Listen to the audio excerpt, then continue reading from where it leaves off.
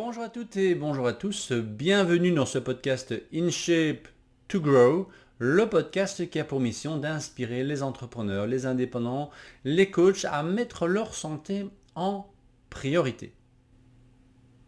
Dans cet épisode, j'ai l'immense plaisir, une fois de plus, de vous présenter le parcours, la carrière, les routines d'une jeune entrepreneur, Alexia Lecoq, qui est depuis très peu de temps coach, et je dirais même plus coach de résilience, après une formation poussée en neurosciences à l'INA.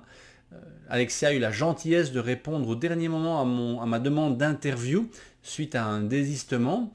Et c'est une véritable découverte parce que Alexia était aide-soignante, elle était même en front-line durant la pandémie, en réanimation.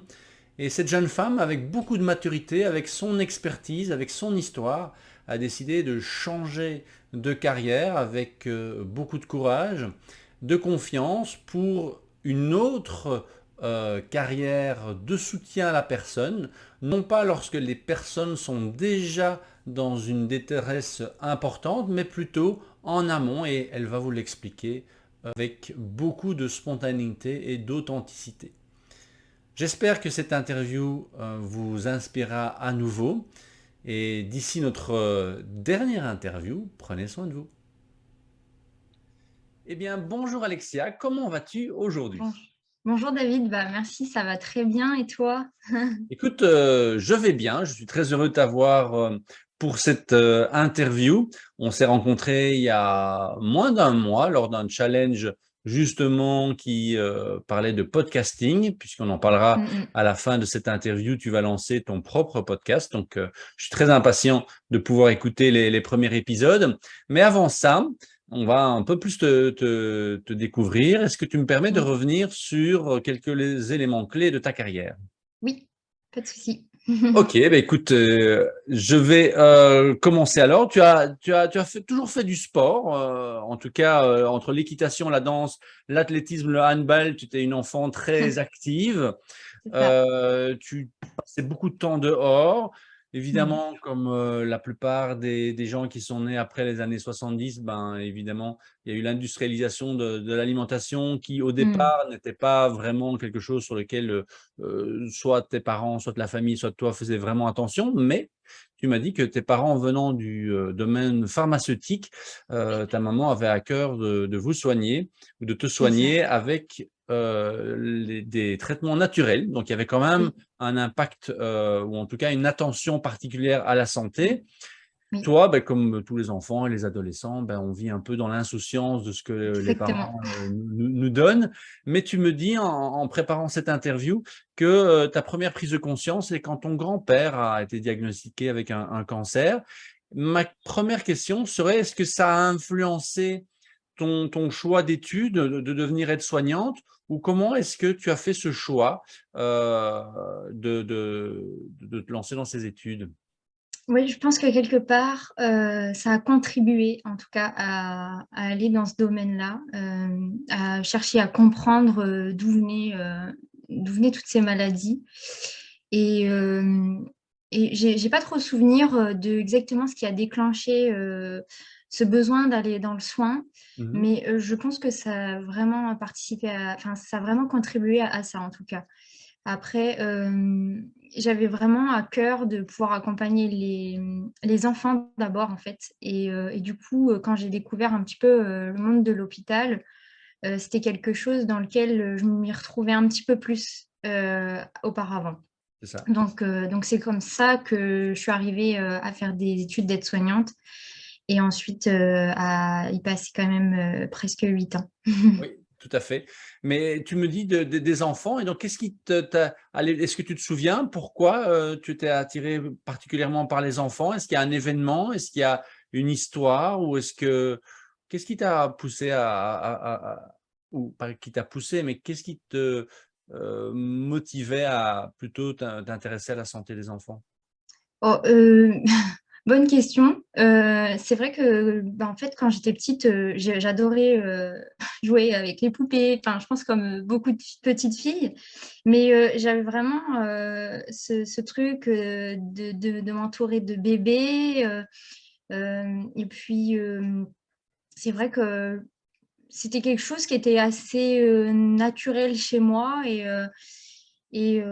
puis une envie en fait, j'avais pas vraiment quelque chose qui m'a donné ce besoin-là, mais en fait, j'avais envie d'aller vers les enfants et à la base, mon but était de devenir puéricultrice.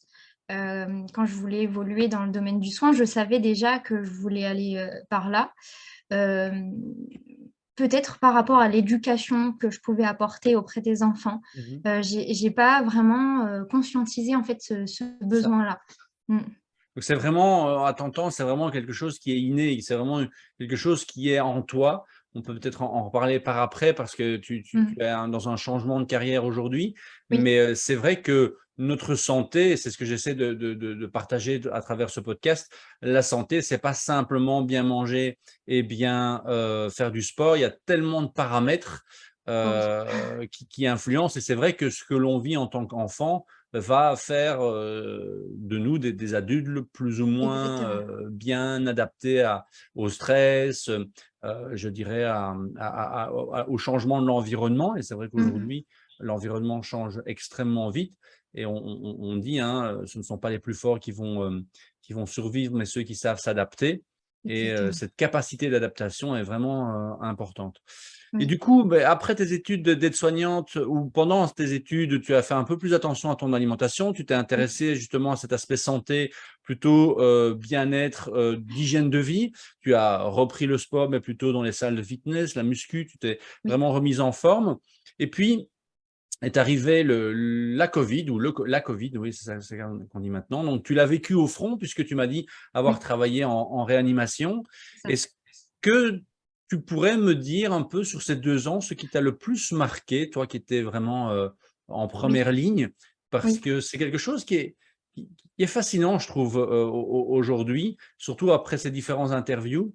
C'est que, on a beau lire certaines choses, on a beau connaître certaines choses, le vécu est quelque chose qui n'a pas de comparaison. Donc je ne me rends pas du tout compte, moi personnellement, ce que, ta vie pouvait être, en pleine, effervescence, mars, avril, mai, Mmh. 2020, lorsqu'on est en réanimation, par Oui, rapport à ce que moi je pouvais vivre et je vois ça avec d'autres, professions. Mais oui. quel a été ce qui t'a le plus marqué sur ces 2 ans? Alors déjà, faut savoir que je suis arrivée dans le service de réanimation en mars 2020 en fait, avec, le premier jour où le premier covid a dû arriver dans le service. Donc, ça a été quelque chose, d'assez étrange, on va dire, parce que, déjà j'arrivais dans un service que je ne connaissais pas, avec une équipe que je connaissais pas, donc j'ai dû m'adapter à tout. C'est un service qui reste très technique et compliqué et en tant qu'aide-soignante, c'est quand même, un métier presque à part entière de travailler dans un service aussi complexe. Hem, Bien que ça restait un service de réanimation assez polyvalent, donc on pouvait voir, beaucoup de pathologies et j'ai dû, du coup m'adapter non seulement, à ce tout nouveau service, donc à ce fonctionnement, à l'équipe, mais en plus de ça, à quelque chose de tout nouveau pour tout le monde, dans lequel, tout le monde ne Mmh. savait pas où on allait, ce qu'on devait faire et c'était, un stress, assez important, on va dire, déjà dans l'ambiance générale du service, mais en plus pour moi, parce qu'il fallait vraiment que j'apprenne tout en peu de temps, parce qu'on me demandait quand même d'aller vite dans ma formation Mmh. pour, pouvoir, être là et prêter main forte ensuite, à part entière, en fait.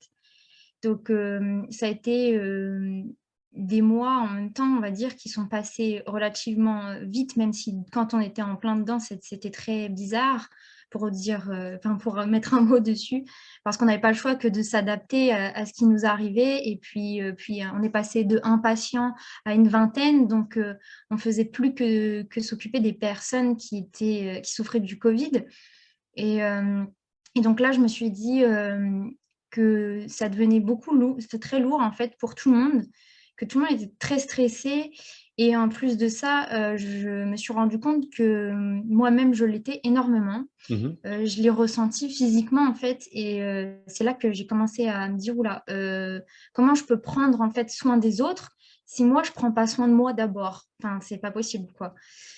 Et en plus de ça, il y avait cette ambiance où on pouvait plus voir le reste du monde, quoi, clairement. Je me rappelle le matin, enfin, je partais au travail, c'était désert dans la rue, où en même temps on faisait de nous des héros. Enfin, voilà, c'était très, très spécial comme ambiance.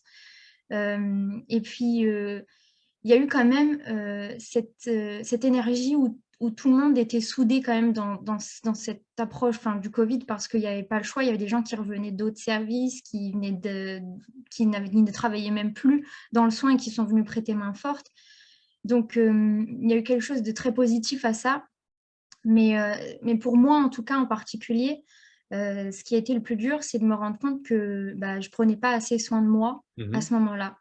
Et du coup, ça a été vraiment une grosse prise de conscience pour moi durant ces 2 dernières années, parce que je m'y retrouvais presque plus en fait à la fin. Je me suis dit, je peux pas rester dans ces circonstances-là, je peux pas rester avec ce stress-là.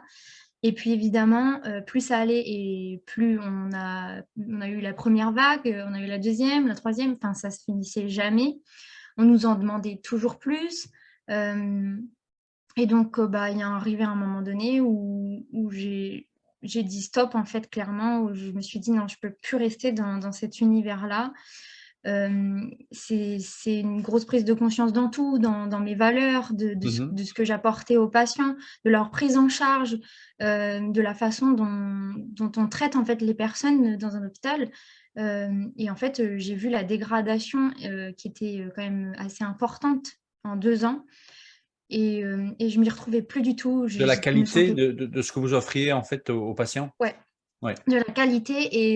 Et en fait, en prenant conscience de ce que je pouvais comment prendre soin de moi, c'est là aussi où j'ai découvert un petit peu le monde du développement personnel, le monde du yoga, de la méditation.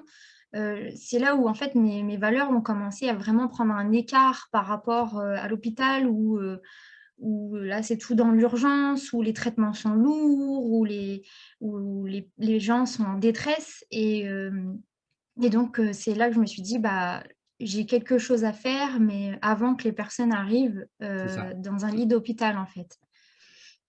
Donc, Voilà. si je peux me permettre, tu as un peu perdu confiance finalement dans le système ou dans tout ce qui est disponible pour une personne entre le moment où elle va bien et le moment où elle arrive finalement dans un cas extrême où là, C'est ça. le service ou la qualité des soins n'est plus adaptée. En fait, en France, on a quand même un retard sur beaucoup de choses, Mhm, et on n'est pas assez dans la prévention. mhm, C'est toujours, on va toujours aller chercher à régler un symptôme, mais ce symptôme, il vient bien de quelque part. Et quand on s'intéresse à soi, on sait très bien que si on a un mal-être, il peut se transformer en maux, parce que quand on ne prend pas en compte ce mal-être, comme moi, je ne prenais pas en compte mon stress, mhm. c'est le physique qui finit par parler, c'est le corps qui finit par dire stop. Et du coup, on a vraiment un problème en France, c'est que la prévention n'est pas là. Les gens arrivent tout de suite dans des états des fois très graves, alors que je pense sincèrement qu'on pourrait éviter certaines pathologies si la personne arrivait à prendre plus soin d'elle, arrivait à plus s'écouter, Mhm. et écouter son corps, que d'arriver dans un état, des fois, presque Irréversible. Oui. irréversible. Ouais, Oui, c'est oui. ça. Et parce que tu as quand même 8 ans d'expérience sur le terrain, tu as plus tes études et donc tes stages et donc C'est toute cette ça. formation. Qu'est-ce qui a fait parce que quand on entend quand même pas mal beaucoup de maturité, beaucoup de recul, alors que tu as vécu 2 ans dans ce stress. Quels sont les éléments? Tu parles d'un livre à un moment sur, Instagram, je pense, qui a changé un peu ta façon de voir les choses. Qu'est-ce qui a fait que, est-ce que c'est un tout entre ton expertise, sur 8 ans, tes études, le cancer de ton grand-père, les 2 ans, en réanimation qui ont fait que tu en es venu à changer d'orientation depuis peu? Ou est-ce qu'il y a un élément, un moment qui a fait le déclic? En fait, c'est un tout. Faut savoir qu'après le décès de mon grand-père, c'est, comme si toute mon insouciance d'enfant était Mmh. tombée et j'ai vécu des choses, assez difficiles. J'ai été pendant plusieurs mois avec, un jeune homme qui, a abusé de moi, en fait, pendant quelques mois OK, et donc ça forcément, j'en ai pas pris conscience tout de suite, mais une fois que j'ai pris conscience de ce que ça voulait dire, hem, j'ai dû, en fait, faire face à beaucoup de choses et donc ça m'a aidée aussi à prendre en maturité énormément. mmh, J'ai vu ma famille se détruire, mes parents se détruire, en fait, par la suite aussi.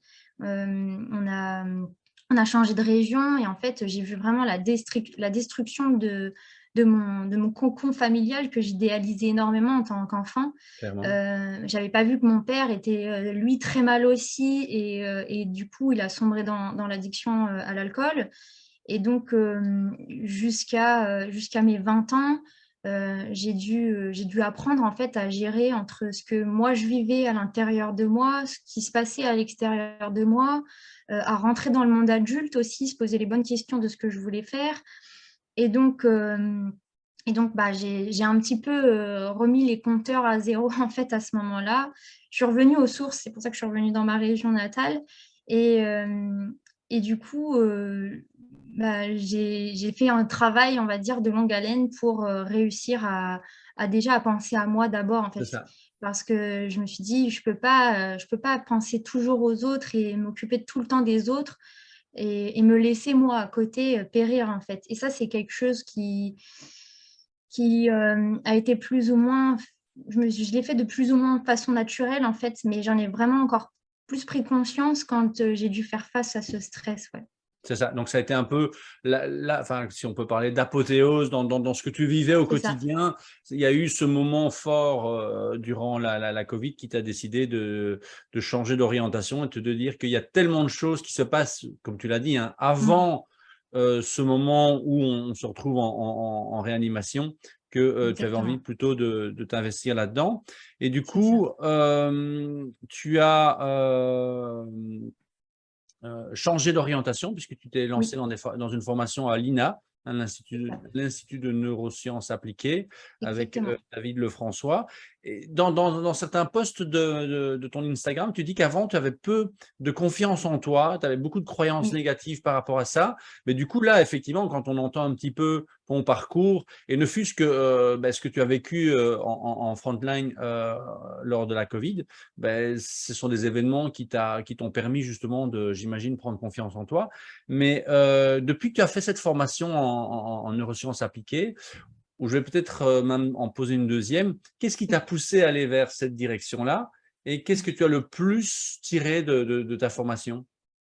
Alors, en fait, ce qui m'a poussée donc du coup, c'est vraiment cette prise de conscience, de rentrer dans ce monde, où on doit prendre soin de soi, donc découvrir aussi, le monde du développement personnel. J'ai commencé à lire des livres très inspirants comme, l'autrice, Lise Bourbeau que beaucoup de connaissent, et du coup, là, je me suis rendue compte de beaucoup de choses et du coup, bah, de fil en aiguille, j'ai découvert, David Lefrançois et le fait que lui, il ait une approche sur quelque chose de, bah, on va dire très scientifiquement Mmh. prouvé avec les neurosciences qui sont des études, qui sont faites tous les jours et en même temps, l'accompagnement dans le coaching. Bah, je me suis dit, c'est dans ça que je veux aller, c'est vraiment dans cette approche que j'ai l'impression de m'y retrouver le plus. Bah, le fait de voilà, d'accompagner les gens à se retrouver et d'apprendre à se connaître concrètement parce que, je pense que du moment où on s'écoute pas, on se connaît pas pleinement, en fait. Mmh. Hem et donc, bah, c'est comme ça que j'ai fait la formation et qu'aujourd'hui, je continue quand même d'apprendre tous les jours, grâce à cette formation, même si je l'ai finie. Je continue quand même à travailler sur moi et de ce que je peux apporter aux autres aussi dans mes accompagnements.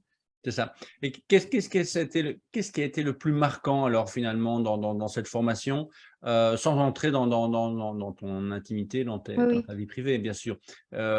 Mais, quel est l'élément qui a été le plus marquant dans la compréhension justement de notre fonctionnement, émotionnel, nerveux, et Mmh. par rapport justement à cette, envie de coacher au niveau de la résilience et au niveau de justement la capacité à passer au-delà des événements de la vie qui peuvent être à la fois très, traumatisants Oui. et affaiblissants, mais en même temps, si on le vit et on est accompagné correctement, hein, j'ai une citation que j'aime beaucoup, c'est, «La vie est un sport individuel, mais qui se pratique en équipe».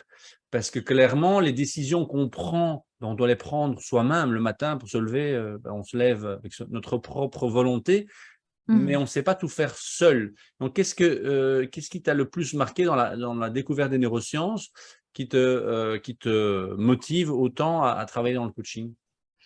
Il y a eu énormément de choses. Déjà, tous les outils que j'ai appris, et qu'on a testés sur nous-mêmes, en fait, Mmh. on se faisait aussi accompagner par des anciens élèves, comme aujourd'hui, moi, j'accompagne une future, coach aussi et en fait, tous les outils, on les utilise sur soi, que ce soit en cours, ou avec, notre coach qui est là pour nous accompagner aussi. Donc il y a cette réflexion qui se fait en même temps Mmh. et tout cet apport qui montre comment fonctionne notre cerveau et comment, les outils interagissent avec, notre fonctionnement et du coup, on se rend compte qu'on est vraiment là, non seulement pour accompagner, mais en même temps, pour permettre au cerveau de s'éclaircir, en fait, Oui, grâce à ces outils-là et je trouve ça fantastique, en fait, d'avoir des outils qui vont vraiment toucher des points précis et qui vont permettre aux personnes de prendre conscience, en fait, de beaucoup de choses, de leurs peurs, de leurs croyances, de ce que ça leur a apporté, leur vécu. Par exemple, mmh, si on reprend, l'accompagnement dans lequel je veux aller, c'est parce que je pense que j'ai, moi, réussi à faire preuve de résilience dans certains moments de ma vie, grâce à tout ce que j'ai vécu. Et en fait, c'est une grande leçon et donc bah, pour pas s'enfermer, dans ce schéma répétitif qu'on peut avoir, des choses, négatives qui peuvent nous arriver et rester là-dedans comme beaucoup le font avec en tombant dans la dépression, dans les mmh. addictions. C'est ouvrir ses portes et retrouver, un circuit, on va dire, neuronal qui se fait de façon normale et qui reste pas bloqué dans les émotions, à toujours ressasser, ce qui se passe, le négatif, et donc c'est accompagner ces personnes-là à redécouvrir en fait, le monde et comment ils peuvent agir, en utilisant en même temps, ce qu'ils ont vécu pour en faire quelque chose, bah, de plus beau, de fort et qui peut permettre aux autres aussi de s'en inspirer C'est ça. et et puis d'en faire quelque chose, voilà, d'une force quoi, enfin pour avancer quoi, clairement.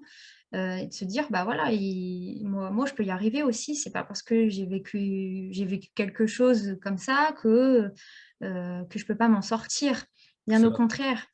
que ça doit te freiner, oui. Parce que finalement, sur les bancs d'école, on nous apprend à écrire, à lire, à faire un peu Exactement, de sport, mais on nous apprend pas à gérer nos émotions pas du tout. ou à traverser un événement.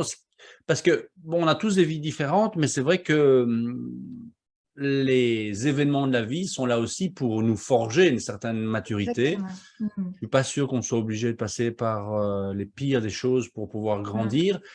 Mais si au moins on a des outils, comme tu en parles, de pouvoir, justement utiliser son histoire, son bagage, quel qu'il soit petit ou grand, pour grandir finalement et être, plus épanoui, plus serein et peut-être trouver Exactement. une meilleure façon de l'exprimer puisque tu l'as dit, et c'est ce que j'entends en parlant avec toi, tu voulais aller dans l'aide, tu as fait aide-soignante, mais peut-être que si on t'avait parlé des neurosciences, ça aurait fait plus écho ou que sais-je, mais en tout cas, je sens que, ces différentes années, ton expérience maintenant te permet justement de te lancer dans le coaching et d'être Oui. épanoui pour pour toute ta carrière. C'est ça. Je l'espère en tout cas. J'espère avoir trouvé, comme on dit, dans le coaching, ma mission de vie. Oui, Pour moi, je pense vraiment toucher à ce but-là, oui. à travers ce que je veux apporter.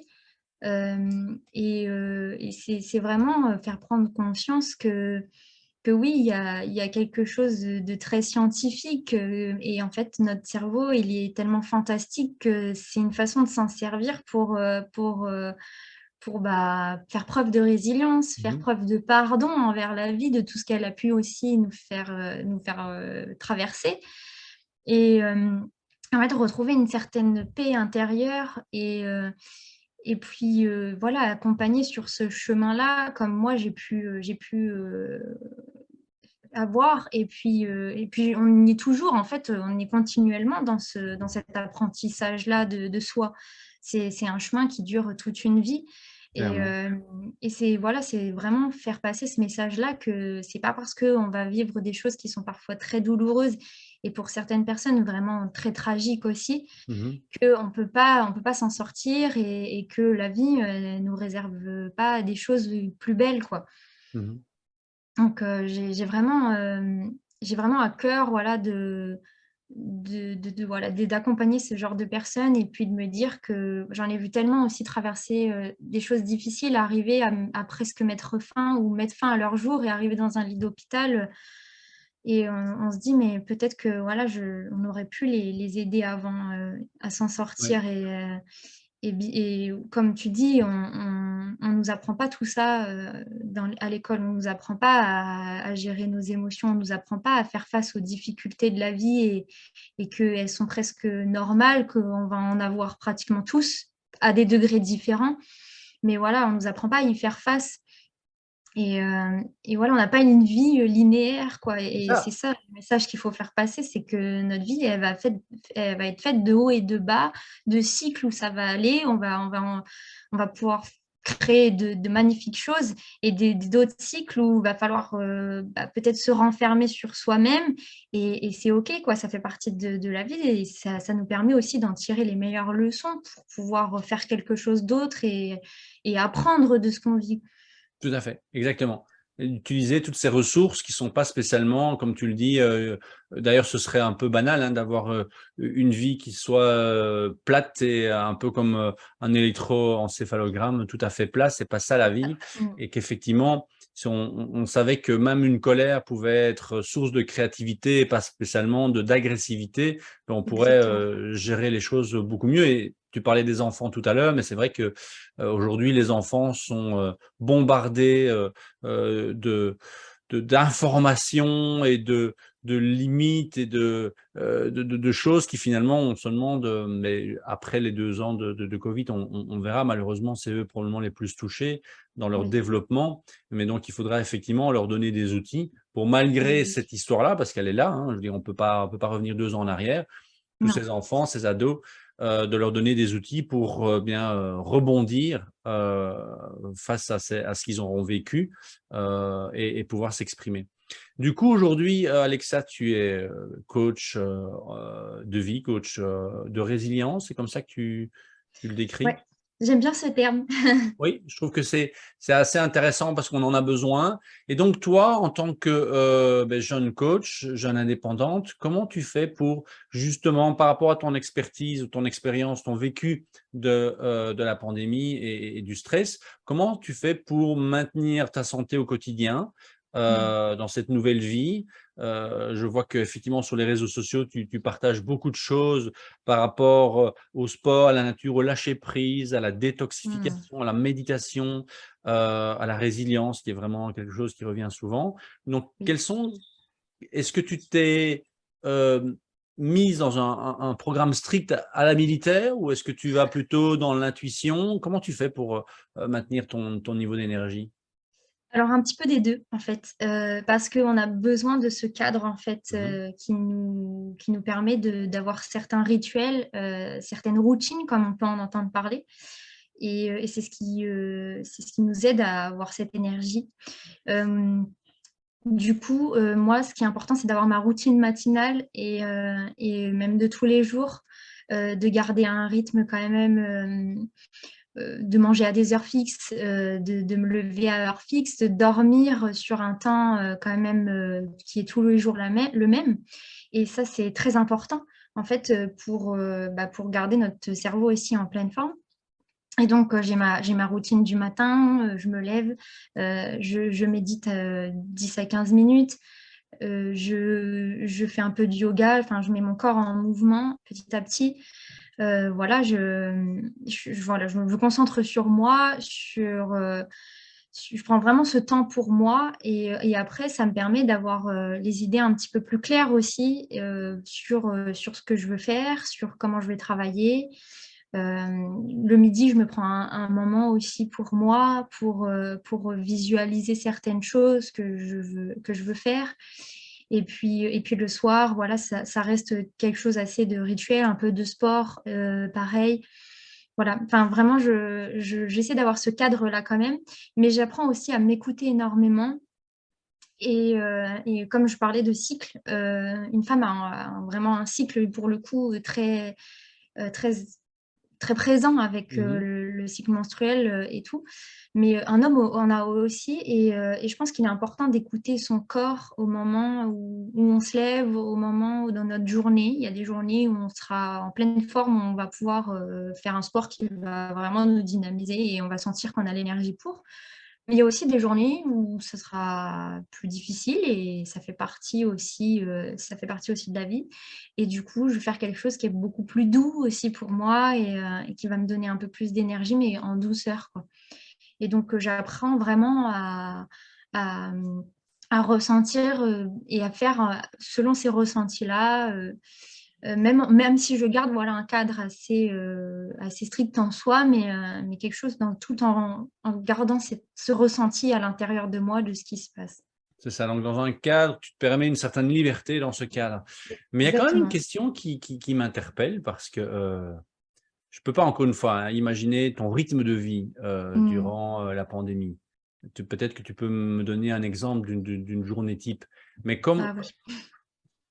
par expérience, je sais que quand on est pris dans ce rouleau compresseur, lorsqu'on est pris dans cette petite roue comme on dit, hein, la petite souris qui court dans sa roue et qui ne sait pas s'arrêter, à t'entendre, mais c'est effectivement ce que l'on recommande hein, dans le Oui. bien-être, dans l'équilibre, dans la santé. Mais comment as-tu fait pour passer d'une vie aussi intense, trépignante, stressante, à pouvoir aujourd'hui te l'accorder? Parce que c'est bien, théoriquement, dans les livres, tu le sais comme moi, c'est ce qu'on Mm. recommande, hein, d'avoir sa routine le matin, le midi, mais aujourd'hui, tu es indépendante, tu es à ton compte. Donc, comment tu fais pour gérer à la fois ces 8 ans de pressé comme un citron, avec une Oui. apogée durant la pandémie, à aujourd'hui, un cadre avec un nouveau job, avec des routines, avec la recherche de clientèle. Comment tu fais pour justement, comment as-tu fait pour passer? Ouais. Est-ce qu'il y a eu une période de transition? Est-ce que tu es encore avec des anciens schémas? Comment ça se passe pour toi? Euh, c'est quelque chose en fait sur lequel je réfléchissais beaucoup, même quand j'étais en fait dans ce cercle-là d'être soignante et d'enchaîner jour, nuit, enfin avec des 12 heures où C'est vraiment on ça. n'a vraiment pas le temps pour soi. Pas le temps de Et manger, pas le temps de faire une petite pause. c'est ça. C'est ce que je trouve dommage et ce qui n'encourage pas aussi son corps et le fait aussi d'avoir les idées claires à venir, c'est qu'on n'a pas le temps pour soi. Et c'est triste en fait, c'est vraiment triste. Donc c'est quelque chose sur lequel je réfléchissais beaucoup. Comment moi, je veux en fait fonder ma vie bah, où je suis à mon compte, où c'est moi qui décide de mes horaires, c'est moi Mmh. qui décide de ce que je veux intégrer dans mes journées. Donc c'est vrai que j'y ai beaucoup réfléchi.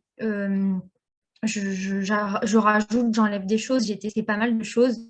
La méditation, c'est quelque chose qui est présent depuis déjà 2 ans à peu près, 1 an et demi, 2 ans. Donc ça, c'est quelque chose que je faisais même quand j'allais travailler à l'hôpital. Waouh. C'était très important et c'est ce qui m'a permis aussi peut-être de tenir dans le temps jusqu'à ce que je puisse partir. Et donc, bah, c'est vrai que c'est une bonne question. Et je pense que c'est aussi de ce qu'on a besoin, vraiment de nos besoins à nous. Et ça, on apprend vraiment à le connaître en s'écoutant. Qu'est-ce qui nous fait du bien, qui nous apporte rien, de quoi on a vraiment besoin dans notre journée pour se sentir bien, pour se sentir efficace, pour avoir plus de clairvoyance sur ce qu'on va faire. Et, euh, et je pense que c'est important, voilà, de s'octroyer ce temps-là et d'y réfléchir aussi quand on veut s'installer à son compte de quelle vie on veut. C'est pas, voilà, pour moi, c'était pas je m'installe et puis on verra bien. C'est quelque chose que j'ai assez réfléchi parce que je suis assez comme ça aussi, je réfléchis beaucoup. Mais c'est vrai que voilà, j'ai vraiment pris du temps pour réfléchir à ça, de ce que je voulais, de ce que je voulais plus. Et voilà, prendre soin de moi, c'est une priorité. Et en fait, je me ferai toujours passer en priorité, surtout dans la vie. Et Parce que ça, c'est tu sais important. que ça va impliquer, enfin, ça va agir sur la qualité de ton coaching, de ton travail Oui, et de l'écoute que tu peux avoir effectivement des gens, hein. On sait que exactement. tu le sais probablement, tu en as parlé lors de, en préparant cette interview, je pense, où je l'ai lu sur les réseaux sociaux, que les gens se confiaient beaucoup à toi durant la pandémie parce qu'ils avaient besoin Oui, justement de parler, mais ça prend l'énergie aussi.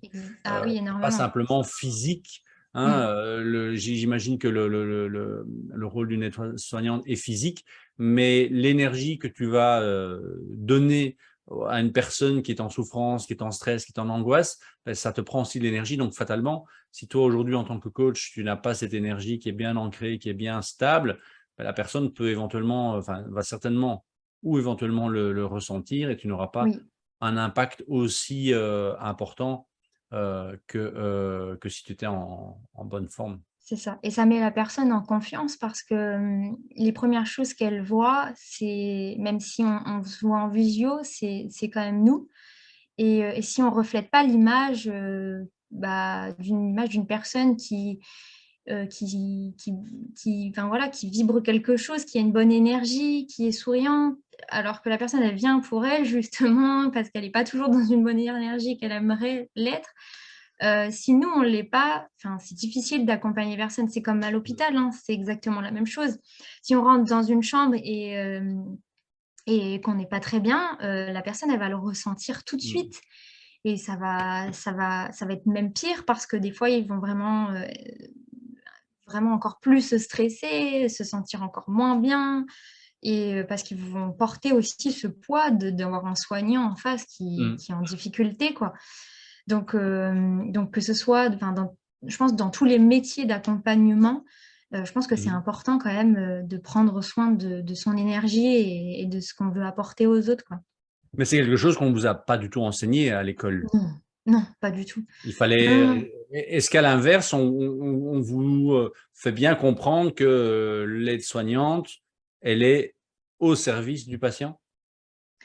ah oui, je pense qu'avec les années à venir, les gens prendront beaucoup plus conscience et je l'espère que c'est important quand même de prendre soin d'eux et je pense qu'on en est là parce qu'il y a beaucoup de personnel qui arrête, il y a beaucoup de personnel Mmh. qui sont en arrêt, qui n'en peuvent plus, bah, parce qu'il y a un moment donné, c'est comme tu disais, on presse tellement le citron que, bah, Ouais. ça finit par exploser à l'intérieur de soi et donc, j'aimerais quand même et je pense que ça se fera, qu'on prendra conscience qu'un soignant ne peut pas soigner s'il ne se soigne pas lui-même et pourtant, il y a énormément de soignants qui ne prennent pas soin d'eux Mmh. et c'est souvent les plus mal soignés justement. Oui, parce qu'ils Heu, sont dans le don d'eux-mêmes, ils sont c'est ça, dans un job de service et donc on ne devient pas exactement. aide-soignante, j'imagine, par hasard. Donc c'est qu'on a quand même une envie d'être présent pour quelqu'un, mais c'est vrai que tôt ou tard, si on ne prend pas soin de l'équilibre entre les 2, Mmh. on finit soi-même, hein. C'est un peu à l'image de la personne qui veut sauter pour aller sauver quelqu'un. S'il ne sait pas nager, ça ne sert à rien de sauter parce qu'il va couler avec, et il y aura deux victimes alors au lieu d'une. Donc, c'est clair que le rôle de l'aide-soignant ou de toutes les professions d'accompagnement sont importants. Est-ce Mmh. qu'aujourd'hui, tu doutes Je doute. Par rapport à quoi? de manière générale du choix que tu as fait, du chemin, de ce que tu as apporté? Non, non, je ne doute plus. Je me sens vraiment à ma place pour le coup. Ouais, bravo. Et même si les débuts, je pense que sont quand même relativement difficiles, le temps de se faire connaître, voilà, d'attirer à soi sa clientèle. Hem, voilà, j'ai quand même confiance parce Mmh. que je c'est ça aussi, c'est prendre confiance, pardon, en la vie. Hem et du coup, j'ai confiance, voilà, je pense que j'attirerai à moi les personnes, qui en auront besoin, du moins je Mmh. l'espère. Donc non, j'apprends à pas douter. Voilà, les peurs font quand même partie, Mmh. de nous, ça on peut pas les éviter, mais on peut apprendre à vivre à travers ces peurs et justement les dépasser, pour pouvoir justement, être en confiance. Et Mmh. c'est important, C'est c'est ça. important. Du coup, qu'est-ce que tu pourrais conseiller justement aux entrepreneurs, aux indépendants, aux coachs, soit qui se lancent, soit qui sont, comme moi avec, 20 ans d'expérience, mais, qui sont, surpris par, justement ta maturité, par l'engagement que tu as dans cette nouvelle voie. Qu'est-ce que tu pourrais leur conseiller, lorsqu'ils se sentent angoissés, stressés par rapport à la Mmh. situation? Parce que bon, on sort, ou je ne sais pas si on sort ou si on est entre 2, ou si en tout cas dans une situation, partout dans les pays occidentaux, assez angoissante, par Mmh. rapport au monde économique, au monde politique. Qu'est-ce que toi tu fais éventuellement, mais qu'est-ce que tu Oui. pourrais leur conseiller justement pour plus s'écouter et pour aller de l'avant? Ouais. Bah, oui, voilà, c'est ça, de s'écouter, de revenir à eux quand ils sentent, qu'il y a quelque chose qui les angoisse, quelque chose qui les stresse, essayer d'aller comprendre, ce qui les met dans ces états-là et ne surtout pas, occulter ce qui se passe, parce que sinon ça reviendra, mais avec des Mmh. messages beaucoup plus forts et c'est vraiment prendre chaque jour du temps pour eux. S'accorder des moments, des routines qui vont justement leur permettre d'être beaucoup plus efficaces et en confiance dans ce qu'ils vont faire. Mais vraiment, voilà, prendre ce temps pour eux, d'apprendre à écouter ce qui se passe, leurs émotions, parce que je pense que dans la vie d'entrepreneur, on est face à beaucoup d'émotions. Mmh. Il y a des jours où où ça sera, facile et d'autres pas du tout. Mais et c'est aussi, passer par là, c'est passer par l'acceptation de que la vie, elle est comme ça, qu'il y a des cycles à vivre Mmh. et que voilà, c'est important de les vivre aussi et donc voilà, prendre du temps pour eux, chaque jour, en fait, c'est vraiment ça. C'est vraiment s'accorder ce temps pour eux Et quel serait et alors vraiment selon oui? en trouvant quelque chose, qui vraiment qu'ils aiment faire, qui les passionne. Parce qu'on fait beaucoup de choses, mais des fois, on fait peu de choses qui nous font plaisir, Mmh. qui nous passionnent et c'est important de prendre du plaisir dans ce qu'on fait. Plaisir, trouver de la joie dans ce qu'on fait. Quelle serait selon toi la 1re étape? Parce que c'est pour ça que je t'ai posé la question tout à l'heure, hein, parce que quand on est, dans un cycle, d'habitude, de stress, de «je me lève, je fais ça, je fais ça, je fais», c'est compliqué de mettre le doigt dans l'engrenage et dire: «Stop, maintenant je m'arrête 5 minutes». Est-ce que toi tu aurais, quelque chose qui a bien fonctionné pour toi, ou quelque chose que tu as appris à travers, ta formation à l'INA? Ou quelle est la 1re étape? Comment enclencher cette pause? OK, j'ai trouvé quelque chose qui me plaît bien, mais, voilà, est-ce que c'est, ouais, je sais pas, je vais te laisser répondre. Alors c'est très vague, il y a en fait, je pense que chacun a sa manière de dire stop. Mmh mh. C'est juste vraiment, apprendre beaucoup à s'écouter. Mais, ce qui nous permet de plus apprendre à s'écouter justement, et qui m'a beaucoup aidée, c'est, la connexion à la respiration. Mmh. Et justement, la respiration, on l'oublie, mais on le fait automatiquement, mais elle est primordiale et s'y connecter chaque jour, c'est important et ça nous permet aussi d'alimenter plus facilement notre cerveau, Mmh. en oxygène et derrière d'être plus efficace aussi dans ce qu'on fait. Et ça nous permet aussi de se connecter à nos émotions, à nos ressentis. Quand on apprend à respirer et Dieu sait que beaucoup ne savent pas respirer de la bonne façon, en tout cas Mmh. de la façon la plus saine pour eux. Mais apprendre à respirer, c'est vraiment quelque chose qui permet de nous ancrer en fait dans le moment et de savoir aussi, se dire: «OK, stop, je prends 5 minutes, pour respirer» et puis, ça me permet de relâcher beaucoup de choses, de relâcher le stress, de relâcher les tensions, et puis d'y voir plus clair sur ce qu'on faisait et des fois, on va aussi trouver des solutions dans ce en respirant. Oui, c'est vraiment intéressant ce que tu dis, hein, parce qu'à travers, les, 48, interviews que j'ai fait jusqu'à présent pour ce podcast, ça revient souvent. Mmh. L'importance de la respiration, quelle que soit l'expertise, quel que soit Oui, le métier, quelle que soit, l'histoire. Et c'est vrai que quand on parle de respiration à quelqu'un qui n'y a jamais fait attention, bah, oui, respirer, oui, je respire. Mais comme tu l'as dit, c'est quelque chose qui est à la fois automatique, à la fois quelque chose sur laquelle on peut avoir de la du contrôle. On peut respirer, on peut arrêter de respirer, on peut respirer plus longtemps, plus lentement, plus court, plus haut, et cetera. Et donc, c'est vraiment important de se dire que ça ne coûte rien, c'est exactement. accessible à tout le monde. C'est vrai qu'on peut se faire accompagner au niveau de la respiration pour aller un peu plus Oui. loin, mais comme tu l'as dit, le simple fait de se poser 2 3 minutes, peut-être, prendre des moments, je dirais habituels de la journée, hein, se dire: «Beh, chaque fois que je vais prendre un café, beh, je vais hop, pour mériter mon café, je vais faire 2 3 minutes de respiration, hop». C'est ça. Et le fait de le répéter, ça va avoir un impact. Et toi, ça t'a aidé alors à ce moment-là à pouvoir te reconnecter et de te poser plus facilement? C'est ça, oui, énormément, ça diminue énormément le stress aussi.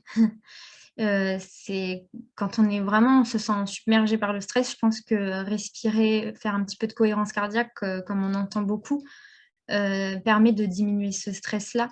Mais ce qui impacte le plus, sur le long terme, justement pour vaincre ça, c'est de le faire un peu tous les jours, Mmh. de s'y connecter tous les jours et ça aide vraiment, dans tout, Tout à vraiment. fait. Non, Mmh. clairement, je suis tout à fait d'accord avec toi et c'est intéressant que tu puisses, mettre ça en avant comme première étape parce que, c'est clair que les premières étapes, les moyens de faire pause sont multiples et peuvent, dépendre d'une personne à l'autre, mais respirer, on doit tous respirer et tu l'as très bien dit, il y a peu de gens finalement qui respirent correctement, qui se rendent compte de moments d'apnée quand ils sont sous stress ou d'une Mmh. respiration trop haute ou d'une respiration trop, peu, enfin incomplète. Et c'est accessible. Les premières étapes sont accessibles, à toutes et à tous. En C'est tout ça. cas, un tout grand merci Alexia d'avoir partagé avec autant d'authenticité, de spontanéité, bah, à la fois ton parcours et un peu tes défis et tes objectifs. Si maintenant on a envie de te suivre sur les réseaux sociaux, il y a donc Oui. ta page Instagram qui est assez, chouette à lire, hein. J'ai pu, découvrir certaines choses à travers elle, très spontanées, très à ton image. Mmh. Tu n'as pas encore de site internet, mais Non, ça va venir. c'est en progrès. N'hésite pas à m'en faire part, comme ça, je pourrai le rajouter en descriptif de cette vidéo une fois qu'il sera là. Tu as aussi un podcast qui sera, bientôt, mis en ligne. Est-ce que tu peux un peu parler en 2 minutes? Parce que ça aussi, hein, un podcast au départ, moi, ça fait presque 1 an que je l'ai lancé. C'est surtout inspirer les gens, partager. C'est pas spécialement évident. Il y a beaucoup de techniques derrière, les gens ne s'en rendent pas compte, hein, mais il y a du travail Exactement. pour chaque interview. En tout cas, moi, je le prépare avec beaucoup d'attention. Mais de ton côté, qu'est-ce que tu as envie de faire passer par ton podcast et de quoi va-t-il parler? Alors justement, le message que je veux faire passer, c'est que peu importe, du coup, ce qu'on a vécu et ce qu'on vit, on est capable, d'y arriver, on est capable de s'en sortir et de réussir et mon objectif, c'est vraiment voilà, de faire passer ce message-là à travers des interviews un petit peu comme tu le fais, et des personnes qui ont justement réussi à s'en sortir malgré un passé qui peut être des fois très douloureux et qui ont réussi à en trouver la force et, et en faire quelque chose de beau et qui ont réussi en fait dans leur vie. Et ça, ça permet voilà, d'inspirer les autres quand on sent qu'on est dans un moment de vie où ça peut être très compliqué pour soi. Je pense qu'on se sent tellement seul Mhm. qu'il y a des fois, on aimerait avoir quelqu'un qui nous dit non, non, t'inquiète pas, t'es pas tout seul. Ça m'est arrivé aussi. Regarde, aujourd'hui, j'avance et voilà. Et donc, j'ai vraiment envie voilà, c'est comme mes accompagnements, c'est voilà, de faire de son vécu une force. Mhm. C'est Voilà, c'est ça. faire prendre conscience qu'à travers son vécu, on peut en faire une force et on peut inspirer les autres. On peut réussir, on peut s'en sortir. Et puis voilà, il y a voilà, que des choses comme ça. Tout à fait. Transformer en fait cette énergie qui a été créée par cet événement en quelque chose de positif, en quelque chose on parlait tout à l'heure de la colère qui pouvait être à la fois, créatrice ou, agressive. Mais effectivement, Mmh. une histoire de vie peut vraiment, permettre, justement de passer un cap et dans ce Exactement. cas-là, de D'en tirer d'inspirer. les voilà, d'en tirer les meilleures leçons et il y a quelque chose qui est très important pour moi, c'est vraiment de faire preuve de pardon, face à tout ce qu'on a pu vivre et souvent quand on parle de pardon à une personne qui a vécu quelque chose de très douloureux, elle nous dit: «Mais c'est impossible, je ne pardonne», ça peut être par rapport à une personne ou quoi que ce soit, mais voilà, pour eux, ça leur paraît impossible de pardonner et voilà, je pense que peu importe ce qu'on a vécu, encore une fois, il y a 2 étapes importantes.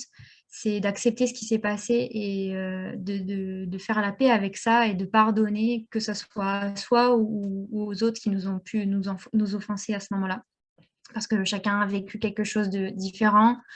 Heu voilà, je pense qu'à travers ces partages-là, ça peut inspirer beaucoup de monde parce qu'on traverse tous, des choses plus ou moins douloureuses et il y a des personnes qui, des fois, ne savent plus du tout comment faire Tout à fait. pour s'en sortir. Tout à fait, et on en parlait tout à l'heure, hein, que notre modernité nous avait amené beaucoup de confort, mais à la Oui. fois, le fait d'avoir des podcasts où effectivement tu peux mettre en avant des histoires et donner un peu d'informations pour justement ne pas se sentir seul et se dire: «OK, je suis pas seul, il y en a qui ont aussi traversé ce genre d'expérience et ils s'en sont sortis, donc moi aussi», et donc tout ça, beh, c'est le côté positif de cette technologie aujourd'hui. En tout cas, Oui, personnellement, je serai attentif au lancement de ton podcast. Je serai très merci intéressé beaucoup. d'écouter les premiers épisodes. Il ne faudra pas hésiter à m'en faire part. Et donc, je rajouterai aussi, quand il sera prêt, le lien pour écouter tes podcasts en dessous en descriptif de ton interview. Merci. Et en tout cas, un tout grand merci, Alexia. À toutes et à tous, merci de nous avoir suivis. C'est l'avant-dernier épisode de cette première saison du podcast In Shape to Grow, le podcast qui a pour mission d'inspirer les entrepreneurs, les coachs, les indépendants à mettre leur santé en priorité. Et vous l'avez entendu avec Alexia, cette santé, elle est très large et elle peut justement être faite d'un grand puzzle dans lequel on peut justement changer quelques pièces pour pouvoir trouver sa voie comme Alexia l'a prouvé aujourd'hui. Si vous avez des questions, n'hésitez pas à contacter directement Alexia. Je mettrai ses contacts en descriptif de cette vidéo. Allez la suivre sur Instagram parce que même si il y a des domaines ou des sujets qu'on a abordés que vous connaissez, il y a énormément de maturité, de spontanéité dans ce qu'elle partage. Et ça peut parfois faire la petite goutte qui fait, non pas déborder le vase, mais qui fait la différence. Merci à toi, Alexia. Bonne Merci beaucoup, David. continuation, bon succès. Et à toutes et à tous, prenez soin de vous.